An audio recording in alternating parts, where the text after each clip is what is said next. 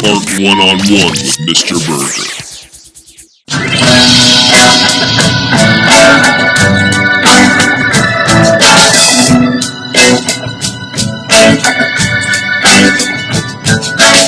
Welcome to another episode of Art One-on-One. I am your host, Nichole Jordan, alongside your professional artist and master educator, Mr. Burgher. We're back at it. We are, and it's been a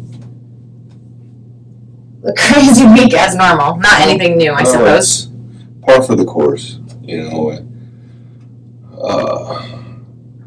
Yeah, it's one of those things where, like, the setup and the tear down and the moving and the shaking and the, you know, all of the things, doing all of the things that we do.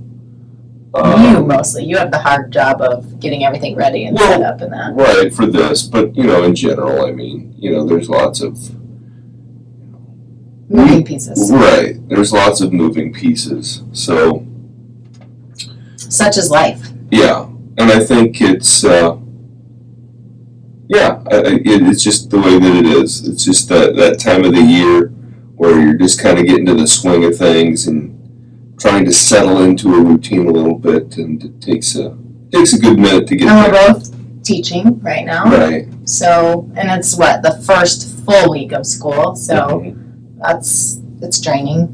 Yeah. What did someone say? You don't have your, like, it's almost like you have to prepare your body for teaching, and like that first week is just like the first week you start working out. It's like the teacher.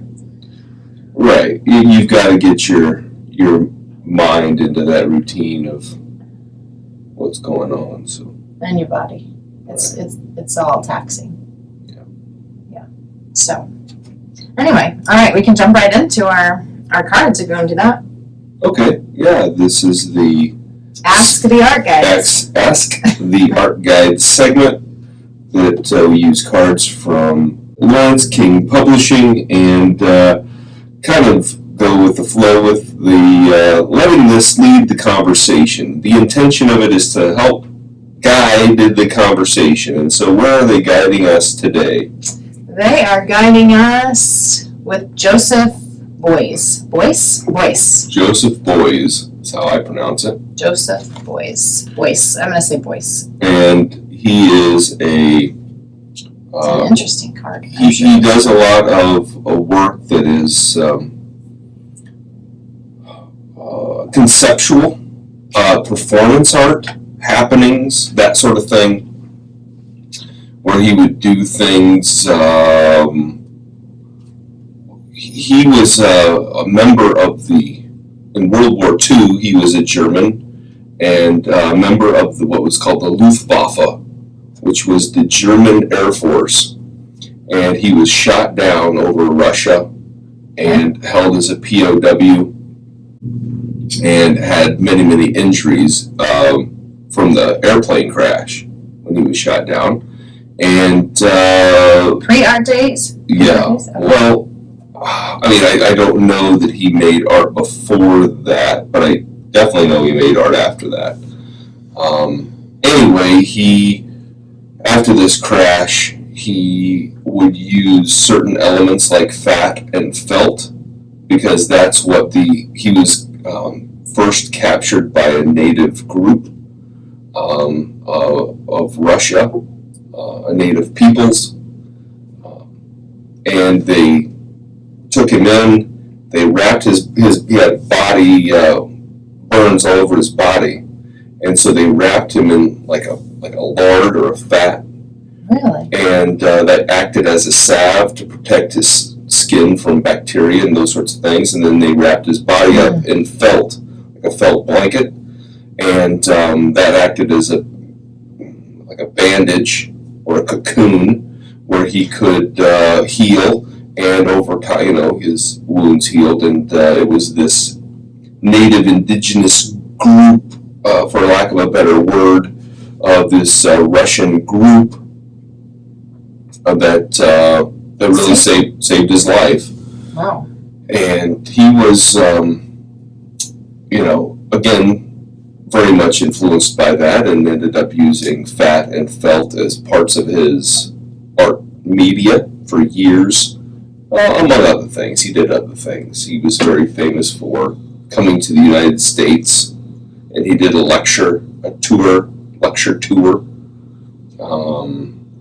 There's a piece in our local art gallery of a blackboard that he wrote on doing a lecture in Minneapolis, Minnesota, and that was one of his stays there. And he would do these lectures, and he would just write on this blackboard, and then the blackboard would become the piece of art. He was pretty famous for his happening piece where he was confined with a wild coyote for several days. Yes. I do know about that. Yeah, and he did that because, I mean, he talks about using life as art, and like the world is his canvas. Right. And so I don't know, I mean, I vaguely remember why he did it, but he was saying that like the dog was a very spiritual, or not the dog, but the wolf. Is it a wolf? It's a coyote. Coyote. Yeah. The coyote was very southwest United States. And, coyotes or coyotes are very much considered a pest. A pest, right. Yeah. And so a nuisance. Yeah, nuisance. They kill livestock and other things like that. And so a lot of times farmers want to get rid of them. And so it was kind of a statement of, instead of trying to eradicate this, live in harmony with right, try to figure out how you can make it happen. Because, ultimately,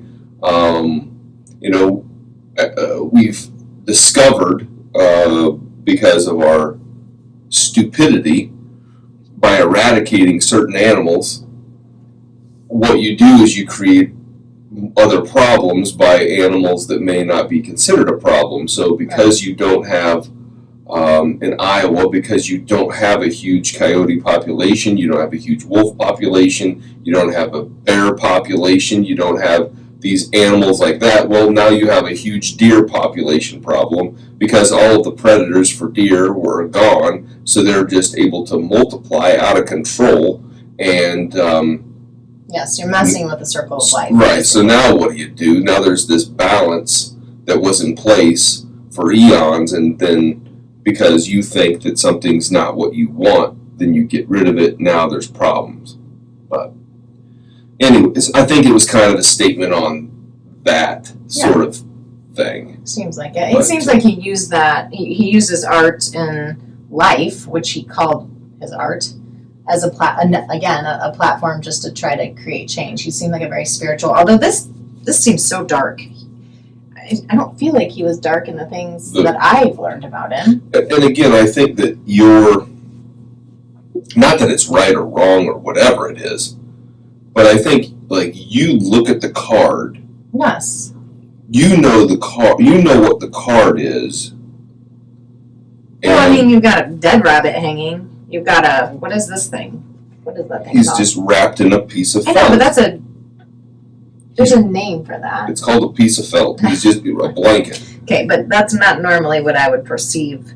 Like, this would be like death, or, yes, if you're looking at oracle cards, this would be like a death thing. But that's what I'm saying. Like, you're coming to this with, like, you're reading it like an oracle card. Which is what it is. And I'm looking at it as a piece of, like, who is the artist that it represents? Right. Like, most oracle cards are like, I don't know, a fairy or an elf or a tree or a mushroom or a angel or a goddess. Right, like something like that. Something that we may or may not understand what it looks like. It certainly doesn't represent an actual human being that actually made artwork. Well, agreed, but that's still, I mean, it's an oracle deck, so. But what I'm saying is, like, this is a very specific person. It's a very specific artwork. He made very specific artworks during his life. And so because you're focusing on an actual living human being who made actual pieces of artwork that are appreciated, you can't. I don't think you can just look at it and say, well, this is what it looks like, because that may or may not be accurate based upon who the artist actually was and what they actually did. Well, I think this is a little misleading. I'm just going to say it.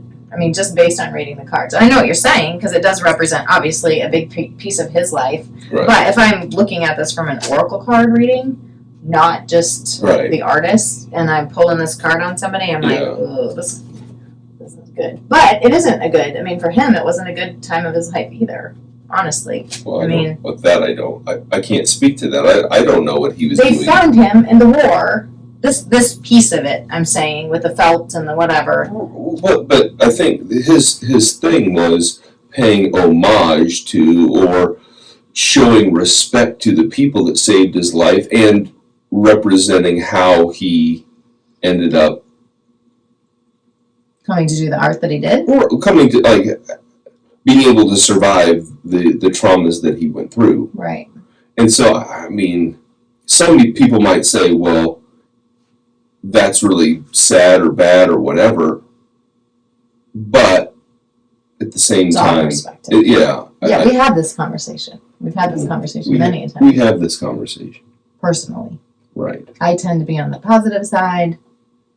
Clearly, because you're looking at a card saying, hey, it's bad, this is evil, this is the devil! This would be not the norm for you and I. Right.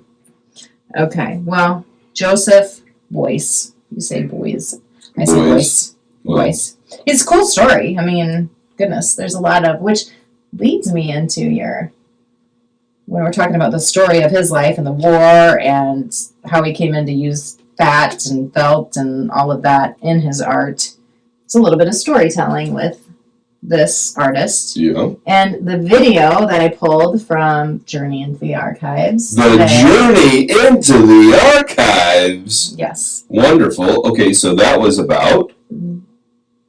That was about the Roman bath.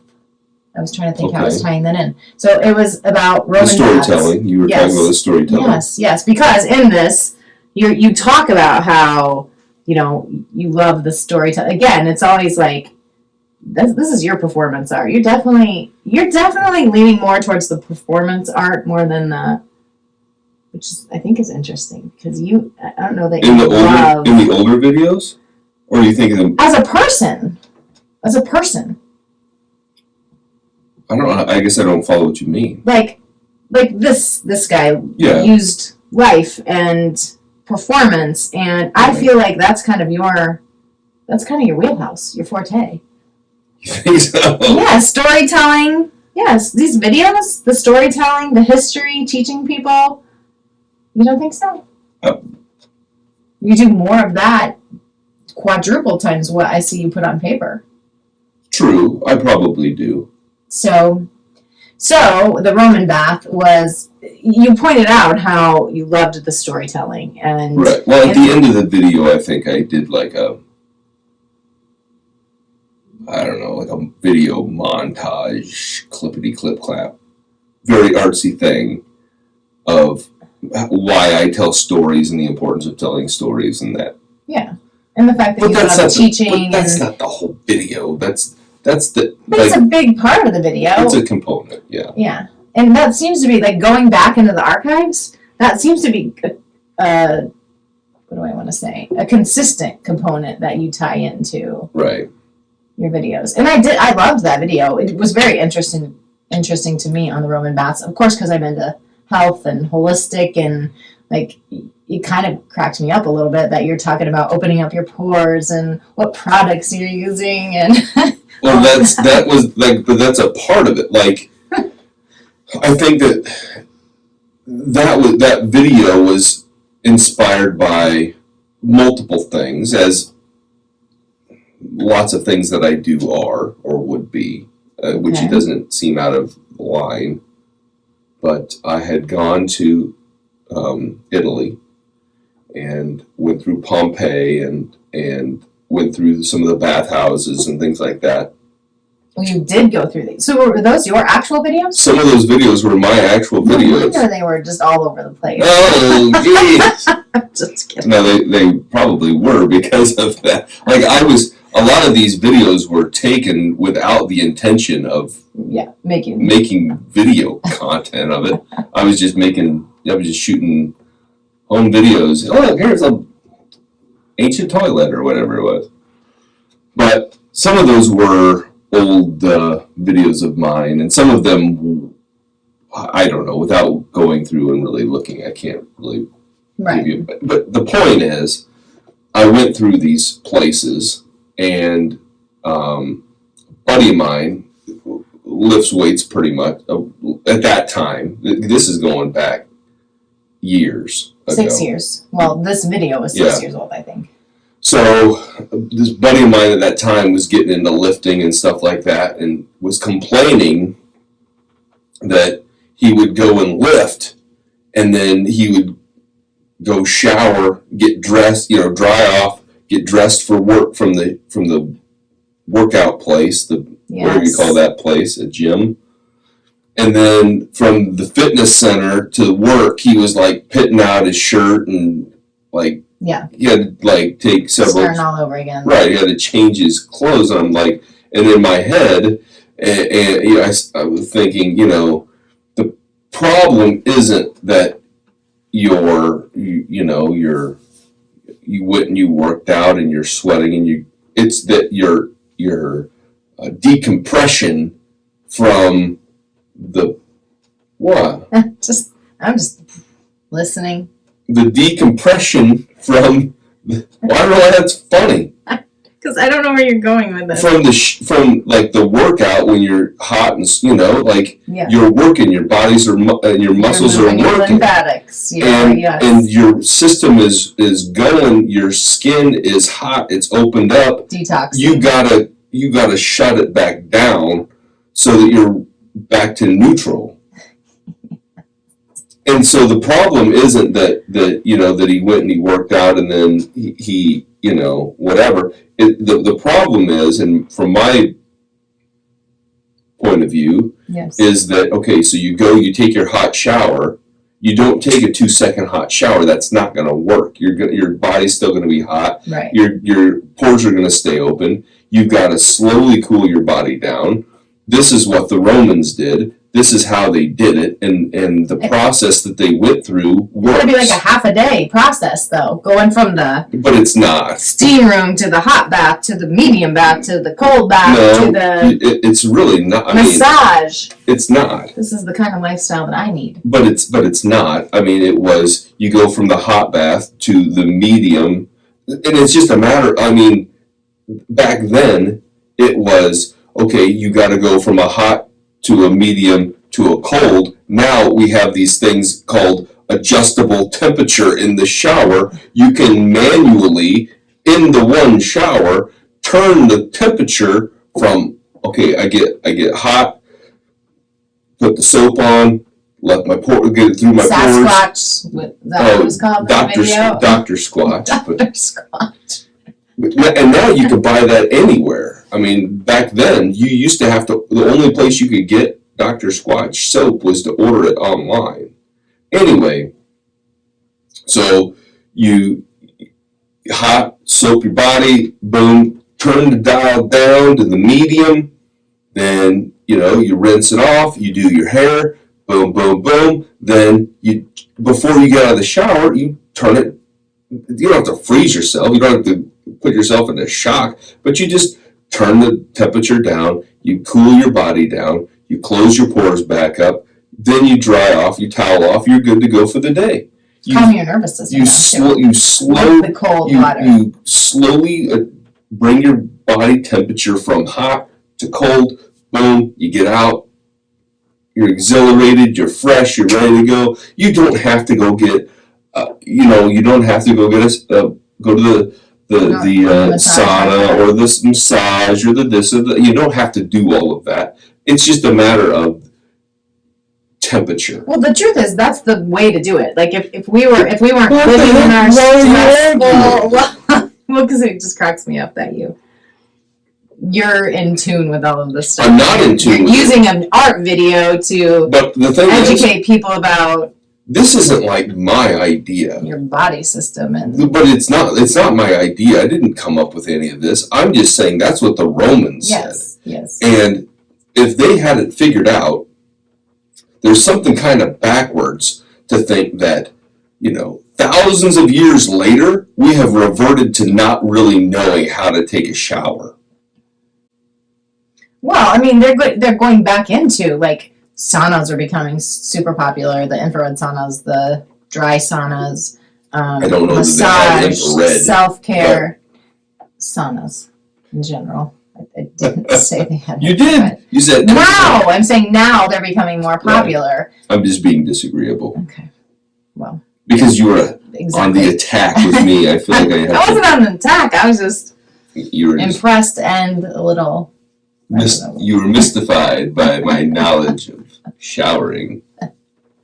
Yes, but yeah, I mean, we're bringing that. They did it right? Because now all of a sudden we're like full circle coming back to, okay, it's all about self-care, detoxification, saunas, massages, open up your lymphatics. Like, okay, the only problem is we try to rush and cram everything in, where Right. they did it the right way, where they slowed down, did that, and they were Right. probably much healthier people because of it.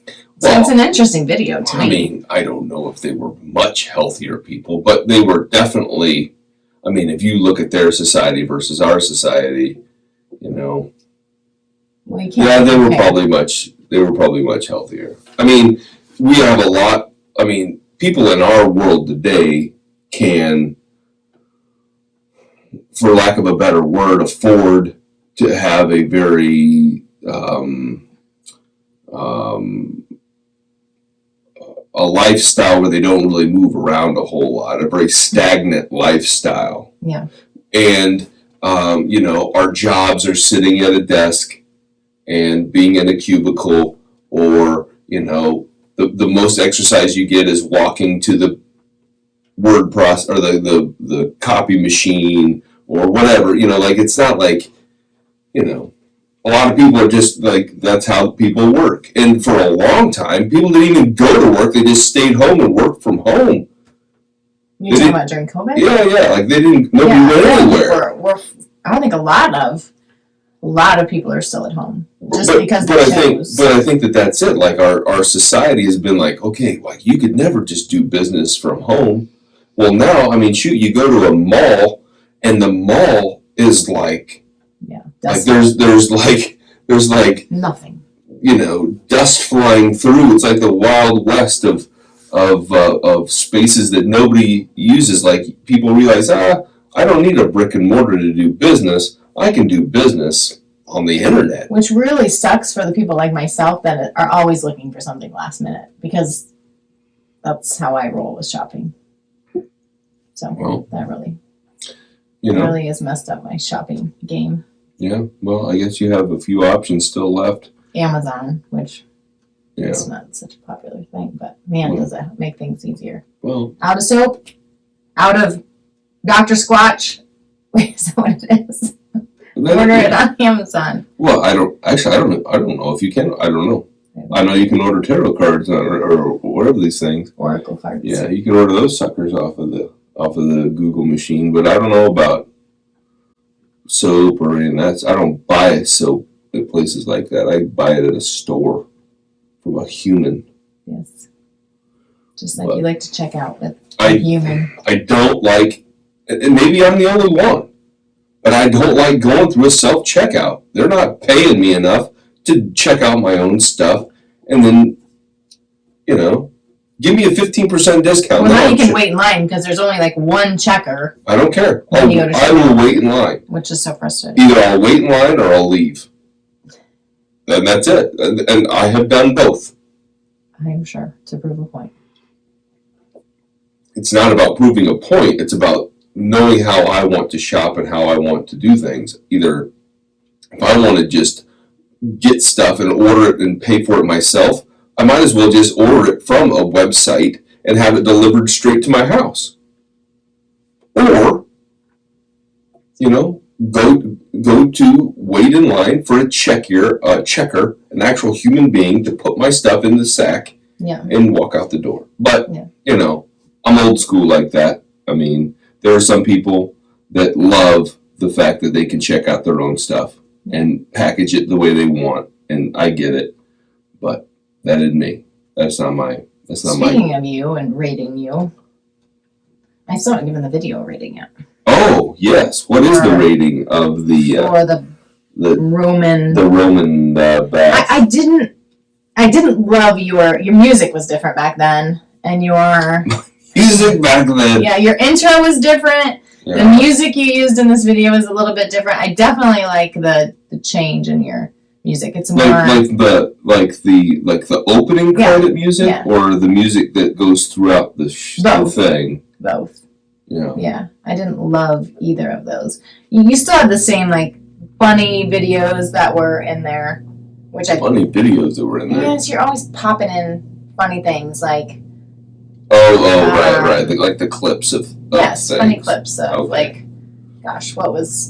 were ones that were in there? I can't think of the guy's name that does Happy Gilmore. What's his name? Adam Sandler. Adam Sandler. You threw him in there a couple times. You threw the Hulk in there, so you still the Hulk. The Incredible Hulk. No, Hulk Hogan. Hulk Hogan. I love me some Hulk Hogan. Hulk Hogan in there. I think he threw a little what bit you of Eddie. gonna do, brother? Maybe Eddie from the National. I feel like he was in there. The Christmas. Yeah. Or Clark. Yeah, the Griswolds. Yeah, I feel like that was in there. So there's good videos in there. It was funny. I love the storytelling, and the content, and the history. I'm gonna give it 9 though. Because I 9?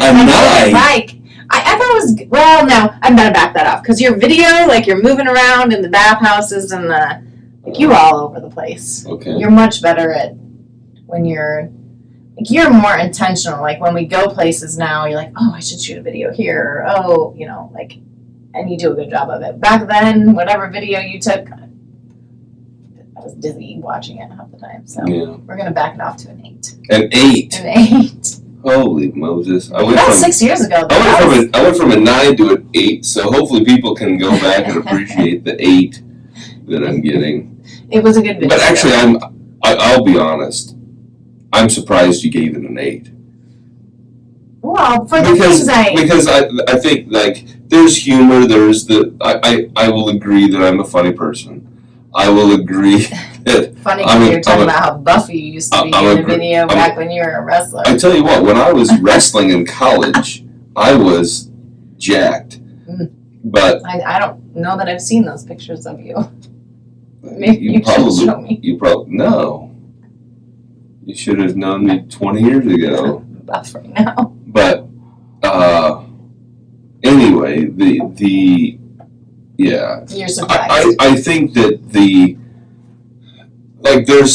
there are elements in some of those older videos that I can appreciate, but I can also appreciate the evolution of where we've come. But I do think that there are pieces of valuable information in the older videos, and I'm always surprised when I look at the algorithms and the things that people are watching and doing of all of my older content, that people will go back to some of my older videos and they remain some of my most popular. Usually, some of my stuff from 2-3 years ago is much more popular and much more watched every month than stuff that I'm making that month. Well, you need to go back and figure out what the secret sauce is to that. I don't know. I think for that video, you threw some pieces of where did you say you visited? It was at Pompeii and Rome. Well, I think the experience of being there would be obviously so much.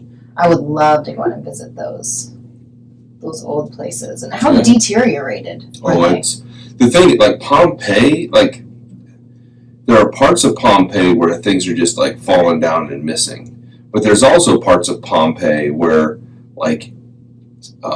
walking down the street, the street is still there, the sidewalk is there, you walk down the sidewalk that's been there for a bazillion years. You've got back then they used to have the sidewalk would go across the street. Oh. So the sidewalk would go all the way across the street, but there would be breaks in it. So that it'd be like stepping stones across the street, but it was the breaks in the stepping stone were in alignment with where wagon wheels would go. So a wagon could go over the top of the thing. And so everything was in alignment, everything was planned that way. It was kind of an interesting concept. I mean, you could never build a street that way in today's world. Well, that's because we're not using carts and horses and they anymore. They would have their water and their everything else. I mean, they didn't have running water, so they were putting it in the street, and they would just flush it down the street. And so there was oftentimes just running water through the street because that was their sewer. So, what's like your favorite thing that you remember from there? From Pompeii? Yeah. Boy, I think just just being there was super cool. Like walking down a street that was buried by a volcanic eruption and, thinking about like these people were trapped there. I mean, there's that sad component of it. Like I always think about like that, like what do you do? You've got basically two groups of people that stayed there with the richest people and the poorest people. The richest people stayed there because they wanted to maintain their greediness of what they had, their possessions, and they died for it. And the poorest people, the slaves or the people that had no other option but to stay, they had no way to get out of there, and they were stuck there. And they, because of their circumstance of their life, they were stuck. And so there are those things. I think that the coolest thing about the whole trip, though, I mean, like I said, just being there and walking around, and there was some really cool stuff. But one of the coolest things was Pompeii is filled with stray dogs. Like the town of Pompeii, it's got stray dogs everywhere, and they're fat. They're big, fat stray dogs because the tourists and people like feed them. And so there was this one dog, and he started like hanging out with our group, and it followed us through the whole tour. Like the tour guides okay. So he came with our group, and if any other group got close to our group, like the dog would bark at him, trying to he was like hurting us. And that's interesting. And we went through the whole thing. We walked. I mean, this was like an all-day thing. So we walked 10 miles. I don't know. Like it was all day walking. And up hills, down hills, around, into the buildings and all around.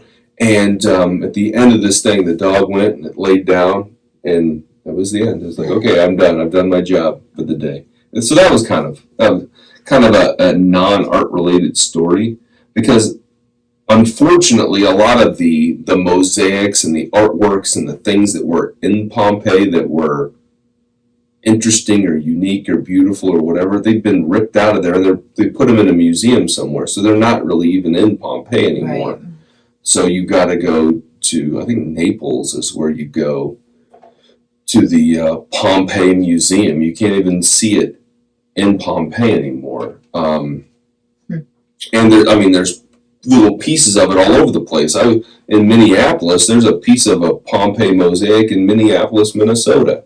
So, I mean, there are those things where it's, the sad reality is you go to Pompeii and you see the buildings and the ruins and what was there, the remains of individuals and people that died, but you don't see a lot of the artwork. But that is what it is.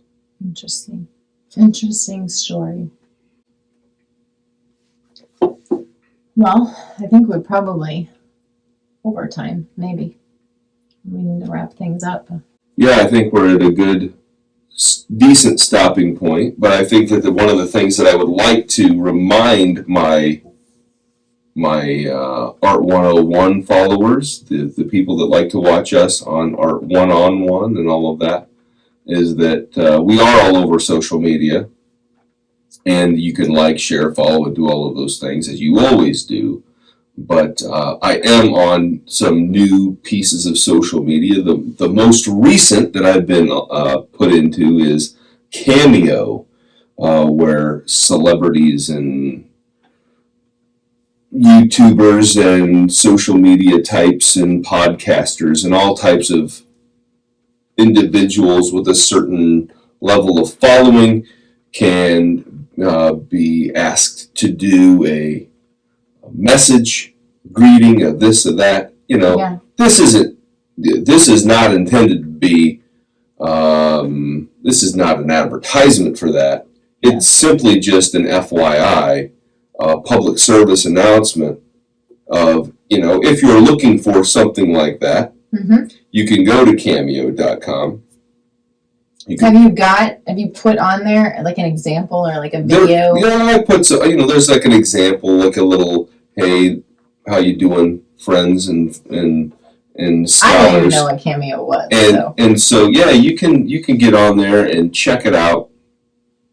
And if you want to have me give you a personalized greeting, or you want to say, hey, what do you think about this artwork? Or you're a teacher and you want to invite me in to do this or that, or to talk about a certain thing, or you want to show me your artwork and you want me to critique it. Like, there are all kinds of things that I can do. Yeah, all kinds of great things you can do. That your creativity is the only limit to what's going on, and I'm not gonna get too worked up about trying to.